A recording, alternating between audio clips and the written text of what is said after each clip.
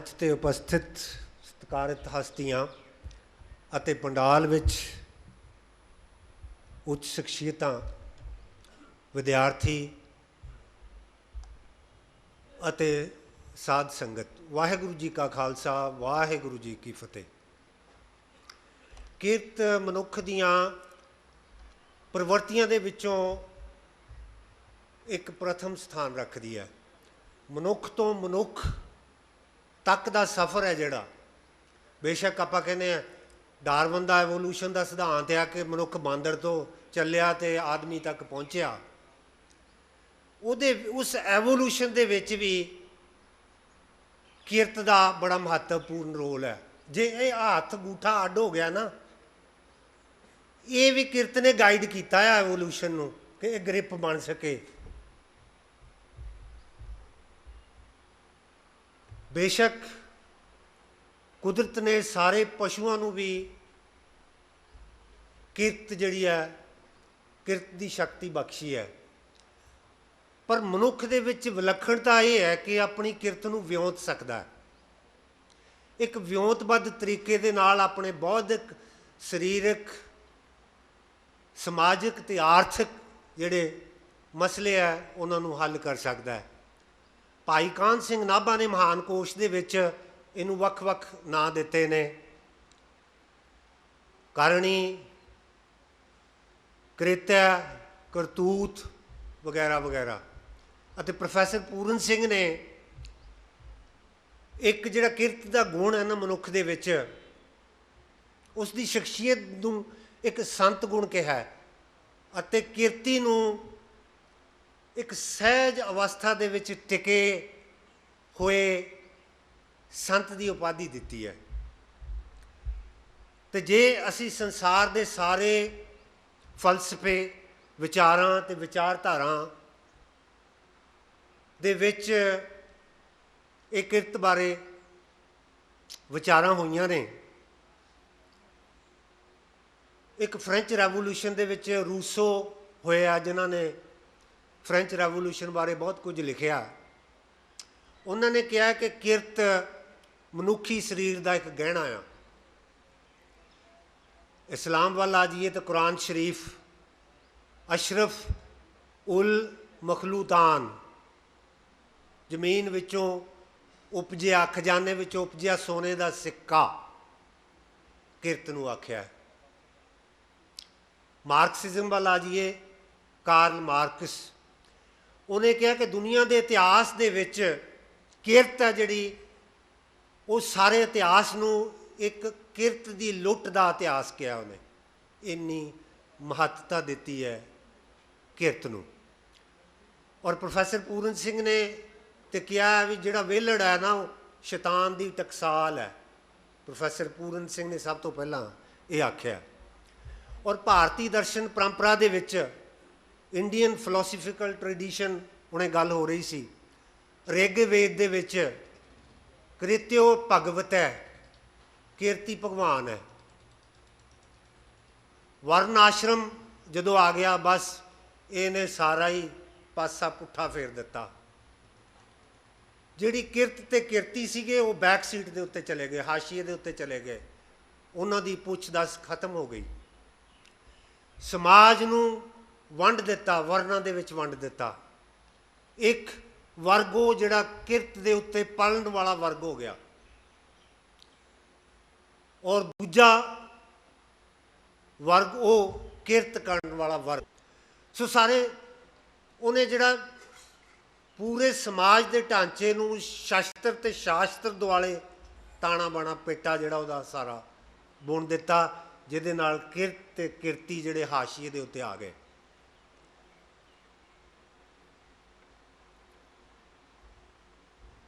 गुरमत मध्यकाल दे विच एक विलक्षण विचारधारा पैदा हुई। स्पिरिचुअलिटी की जिहड़ी रियलिटी है उन्होंने देखा गया और उस समय के राजसी, धार्मिक, सभ्याचारक ਅਤੇ समाजिक कुरीतियां जो सीगियां उन्होंने एड्रैस किया कि सचियारा होईए।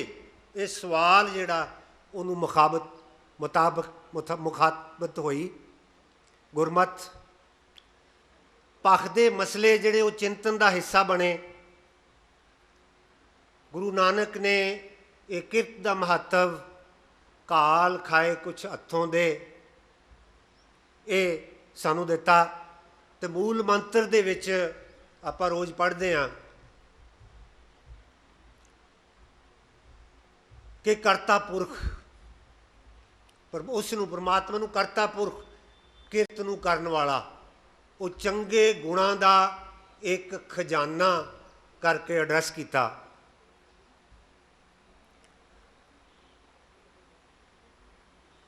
तो किरत की महत्ता आपां देखिया। बाहरी रूप किरत का जो गुरु नानक ने मलक भागो दे शाही काने खाने के मुकाबले दे विच भाई लालो की रुखी मिस्सी नूं महत्ता दी, अहमियत दी।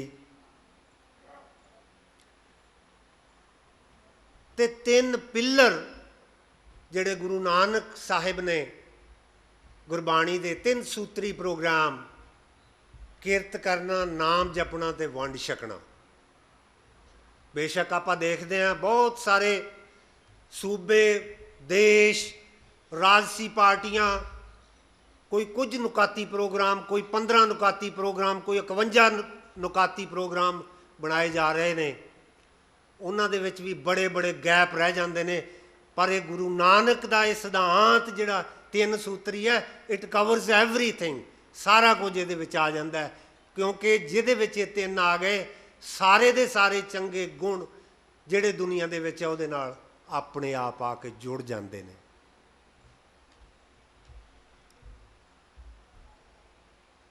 भगती लहर इहदा उद्देश भी यही सी कि जो लोग हाशियागत स्टेज के उत्ते पहुँच गए सी, उन्होंने उन्हां दी कदर करनी, उन्होंने सेंटर स्टेज दे विच लैके आउणा।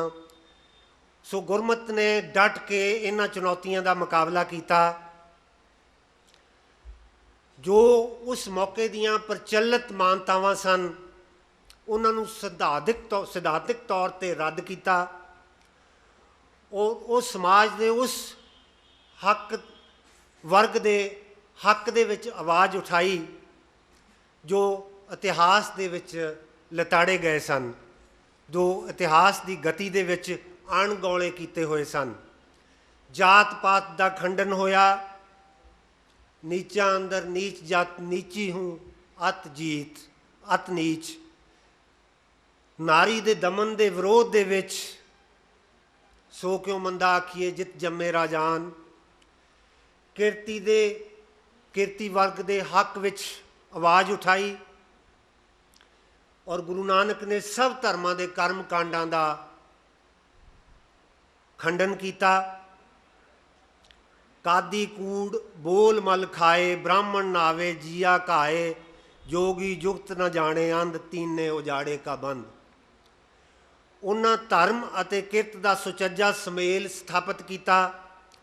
मानवता नूं मूल नाल जुड़न की प्रेरणा दी। उन्हां उस दौर की अराजकता लई शर्म धर्म दोए छप खलोए कूड़ फिरे प्रधान की स्थिति नूं जिम्मेवार कहा। चंगा समाज उसारन का सुपना उन्हां तिन्ने स्तंभ नाम किरत अते सांझीवालता। सो गुरमत ने नाम दे राहीं सिमरन ते ज्ञान दे नाल जोड़िया। किरत नूं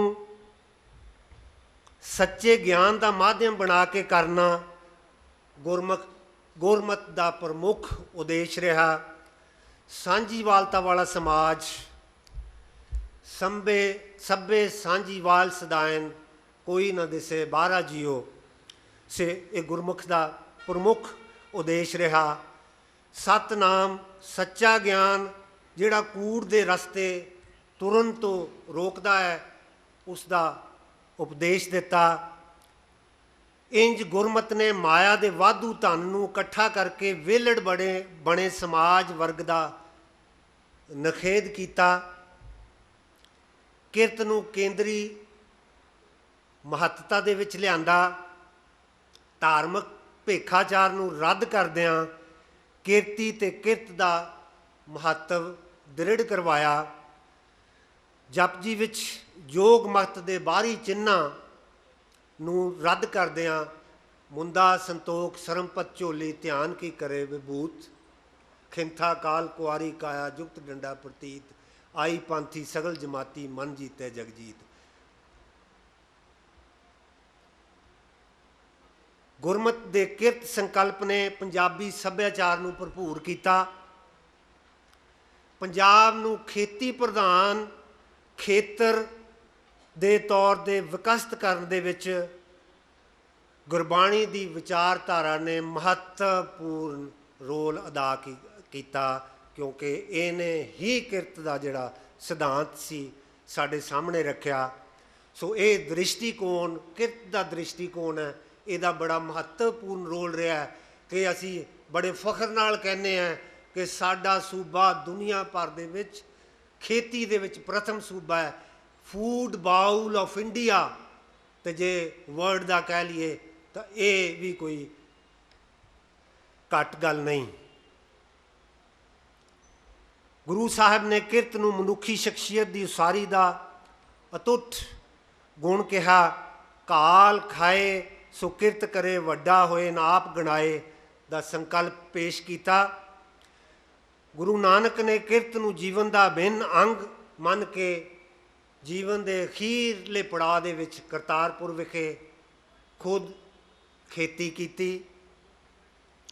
ਗੁਰੂ ਅਰਜਨ ਦੇਵ ਨੇ ਕਿਰਤ ਸੰਬੰਧੀ ਗੁਰਮਤਿ ਵਿਚਾਰਧਾਰਾ ਨੂੰ ਨਿਖਾਰਦਿਆਂ ਕਿਰਤ ਕਰਮ ਕੇ ਵਿਛੜੇ ਕਰ ਕਿਰਪਾ ਮੇਲੋ ਰਾਮ, ਚਾਰ ਕੁੰਟ ਦੇ ਦਿਸ ਭ੍ਰਮੇ ਥਕ ਆਏ ਪ੍ਰਭ ਕੀ ਸਾਮ ਉਚਾਰ ਕੇ ਕਰਮਵਾਦੀ ਵਿਚਾਰਧਾਰਾ ਅਤੇ ਹੱਥੀਂ ਕਿਰਤ ਦੀ ਵਿਚਾਰਧਾਰਾ ਜਿਹੜੀ ਗੁਰੂ ਨਾਨਕ ਸਾਹਿਬ ਦੀ ਵਿਚਾਰਧਾਰਾ ਸੀ, ਉਹਦੇ ਵਿੱਚ ਇੱਕ ਸਪਸ਼ਟ ਅਤੇ ਕਲੀਅਰ ਇੱਕ ਲਕੀਰ ਖਿੱਚ ਦਿੱਤੀ। ਗੁਰਮਤਿ ਨੇ ਕਿਰਤ ਤੋਂ ਟੁੱਟੇ ਹੋਏ ਮਨੁੱਖ ਨੂੰ ਗੁਲਾਮ ਅਤੇ ਵਿਗਿਆਨਗੀ ਦਾ ਭੋਗਣਹਾਰ ਕਿਹਾ।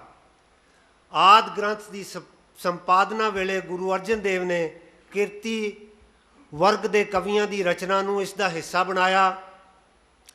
ਗੁਰਮਤਿ ਦੇ ਕਿਰਤ ਪ੍ਰਤੀ ਸਤਿਕਾਰ ਦੀ ਪੇਸ਼ਕਾਰੀ ਕੀਤੀ। ਆਦਿ ਗ੍ਰੰਥ ਦੇ ਬਾਕੀ ਬਾਣੀਕਾਰਾਂ ਦੀ ਦ੍ਰਿਸ਼ਟੀ ਵੀ ਕਿਰਤ ਨੂੰ ਲੈ ਕੇ ਕਾਫੀ ਸਤਿਕਾਰ ਵਾਲੀ ਰਹੀ।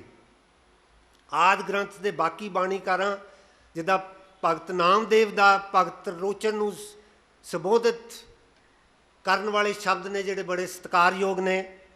ਨਾਮਾ ਕਹੇ ਤਲੋਚਨਾ ਮੁਖ ਤੇ ਰਾਮ ਸੰਭਾਲ, ਹਾਥ ਪਾਓ ਕਰ ਕਾਮ ਸਭ ਚੀਤ ਨਿਰੰਜਨ ਨਾਲ। ਬਾਬਾ ਸ਼ੇਖ ਫਰੀਦਾ ਬਾਰ ਪੁਰਾਏ ਬੈਸਣਾ, ਸਾਈਂ ਮੁਝੇ ਨਾ ਦੇ, ਜੇ ਤੂੰ ਐਵੇਂ ਰੱਖ ਸੀ ਜਿਉ ਸਰੀਰੋ ਲੈ। ਭਗਤ ਕਬੀਰ ਕਿਰਤ ਦਾ ਮਹੱਤਵ ਪ੍ਰਗਟ ਕਰਦੇ ਹੋਏ ਐ ਰਖਵਾਦ ਨਾ ਕੀਜੇ ਰੇ ਮਨ, ਸੋ ਕਿਰਤ ਕਰ ਕਰ ਲੀਜੇ ਰੇ ਮਨ। ਉਹਨਾਂ ਨੇ ਮਨੁੱਖੀ ਮਨ, ਸਰੀਰ ਅਤੇ ਆਤਮਾ ਦੇ ਸਹਿਜ ਟਿਕਾ ਲਈ ਕਿਰਤ ਲਾਜ਼ਮੀ ਸਚਾਈ ਪ੍ਰਵਾਨ ਕੀਤੀ। ਗੁਰੂ ਅੰਗਦ ਦੇਵ ਜੀ ਨੇ ਹੱਥੀਂ ਕਿਰਤ ਕਰਨ ਦਾ ਸੰਦੇਸ਼ ਨੱਕ ਨੱਥ ਖਸਮ ਹੱਥ ਕਿਰਤ ਧੱਕੇ ਦੇ, ਜਹਾਂ ਦਾਣੇ ਵਹਾਂ ਖਾਣੇ ਨਾਨਕਾ ਸੱਚ ਹੈ।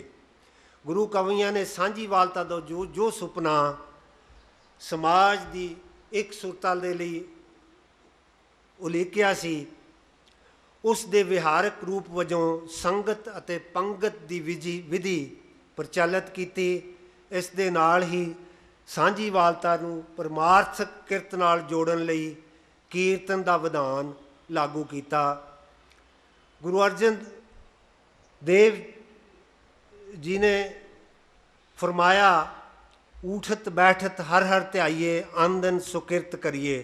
ਸੋ ਗੁਰਮਤਿ ਦੇ ਸੰਕਲਪ ਜੋ ਸਮੁੱਚੀ ਮਾਨਵਤਾ ਅਤੇ ਸਦੀਵੀ ਮਨੁੱਖੀ ਸਰੋਕਾਰਾਂ ਦੇ ਨਾਲ ਜੁੜੇ ਹੋਏ ਹਨ, ਕਿਰਤ ਉਹਨਾਂ ਦੇ ਵਿੱਚੋਂ ਇੱਕ ਮਹਾਨ ਹੈ।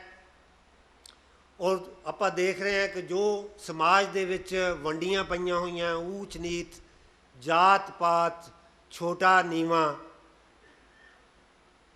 ਉਸ ਨੂੰ ਖਤਮ ਕਰਕੇ ਸਾਂਝਾ ਸੱਭਿਆਚਾਰ ਨੂੰ ਉਸਾਰਨਾ ਇਹੀ ਮੁੱਖ ਮਕਸਦ ਸੀ ਗੁਰਮਤਿ ਵਿਚਾਰਧਾਰਾ ਦਾ। ਸੋ ਅਜੋਕੇ ਦੌਰ ਦੇ ਵਿੱਚ ਸਮਾਜ ਉਸੇ ਤਰ੍ਹਾਂ ਦੇ ਹਾਲਾਤ ਦੇ ਵਿੱਚੋਂ ਗੁਜ਼ਰ ਰਿਹਾ ਹੈ। ਆਪਾਂ ਦੇਖ ਸਕਦੇ ਹਾਂ ਕਿ ਆਪਾਂ ਕਿੱਥੇ ਖੜ੍ਹੇ ਹਾਂ।